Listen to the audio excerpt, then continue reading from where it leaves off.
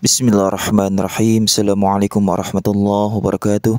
Alhamdulillah rabbil alamin. Segala puji bagi Allah Subhanahu wa taala yang telah menurunkan Al-Qur'an sebagai petunjuk hidup umat manusia, sebagai kitab suci yang tidak ada keraguan di dalamnya, yang membimbing dari kegelapan menuju cahaya, dari kesesatan menuju jalan yang lurus.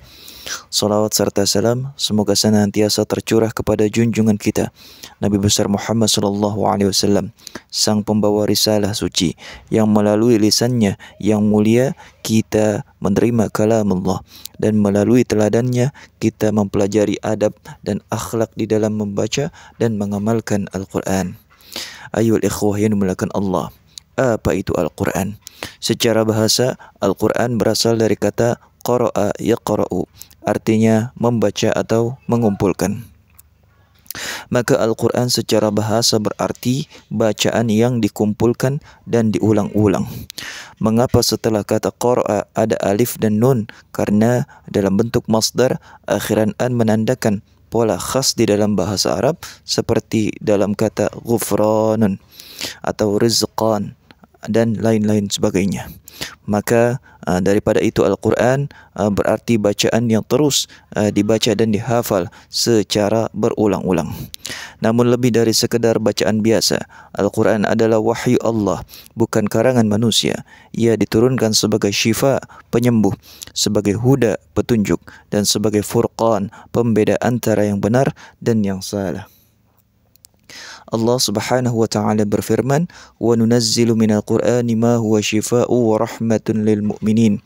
Dan kami turunkan dari Al-Qur'an sesuatu yang menjadi penyembuh, rahmat bagi orang-orang yang beriman. Ayyuhal ikhwah yang dimuliakan Allah Subhanahu wa taala, apa faedah membaca dan menghafal Al-Quran?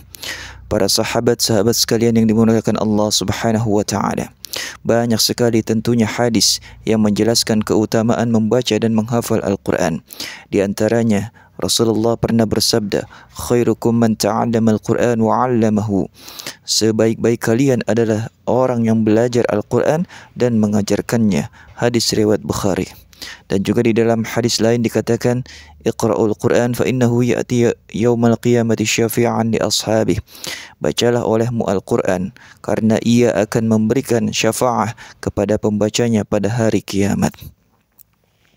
Dan bagi para penghafal Al-Quran, Nabi Muhammad bersabda, barang siapa yang membaca Al-Quran, mempelajarinya dan mengamalkannya, maka Allah memakaikannya mahkota cahaya di hari kiamat.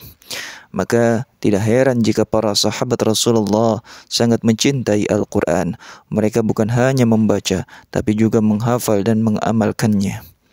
Ayuhal ikhwah yang dimuliakan Allah, tahukah kalian semua bahwa Al-Quran memiliki berbagai macam logat bacaan yang disebut dengan qiraat? Ini bukan berarti perbedaan isi atau kontradiksi, melainkan bentuk rahmat Allah dan kemudahan bagi umat Islam. Contoh perbedaan bacaan atau qiraat adalah di dalam surah Al-Fatihah kita membaca siratal ladzina an'amta 'alaihim, tapi di dalam qiraat Warsh bisa dibaca zirata dengan bunyi zai. Nah, semua bacaan qiraat ini sah dan berasal dari Rasulullah yang diajarkan oleh Malaikatul Jibril alaihissalam. Lantas, apa hukum membaca Al-Quran dengan tajwid? Marilah kita masuk ke inti pembahasan kita, yaitu hukum membaca Al-Quran dengan ilmu tajwid. Yang pertama, fardu ain bagi setiap pembaca. Setiap muslim yang membaca Al-Quran wajib membaca dengan tajwid. Ini adalah kewajiban pribadi atau fardu ain. Mengapa? Karena jika tidak, bisa merusak lafal bahkan makna ayat. Contohnya, mengucapkan qalbun artinya adalah hati, tapi kalau dibaca kalbun artinya maka anjing. Bahaya bukan? Ya tentu bahaya. Dalilnya adalah A'udzu billahi minasyaitonir rajim wa rattilil Qur'ana tartila, dan bacalah Al-Quran dengan tartil. Surah Al-Muzammil ayat 4. Menurut Sayyidina Ali karramallahu wajhah, at-tartilu huwa tajwidul hurufi wa ma'rifatul wuqufi.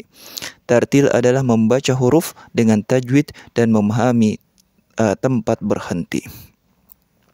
Imam Ibnul Jazari, ulama qiraat, pernah berkata, wal akhdhu bit tajwid hatmun lazim, man lam yujawwidil Quran athim.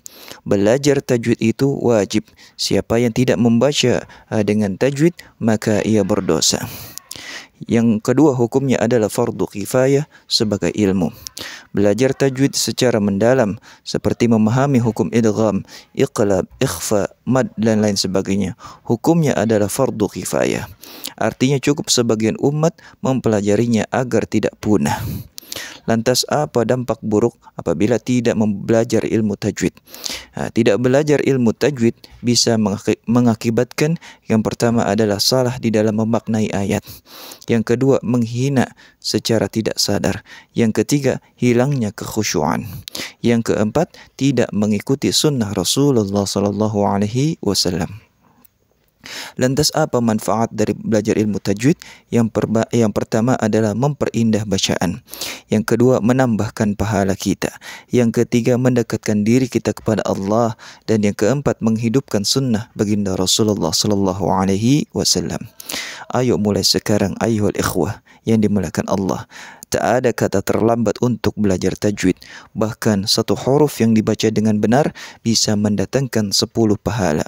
Rasulullah bersabda, "Man qara'a harfan min kitabillah falahu bihi hasanah."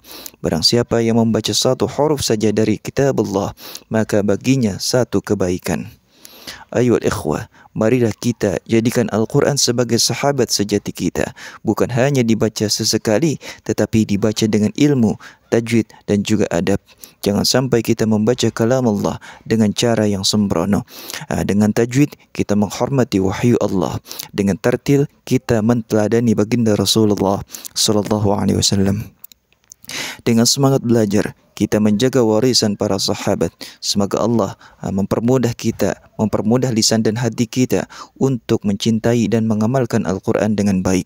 Hadanallah wa iyyakum ajma'in. Wassalamualaikum warahmatullahi wabarakatuh.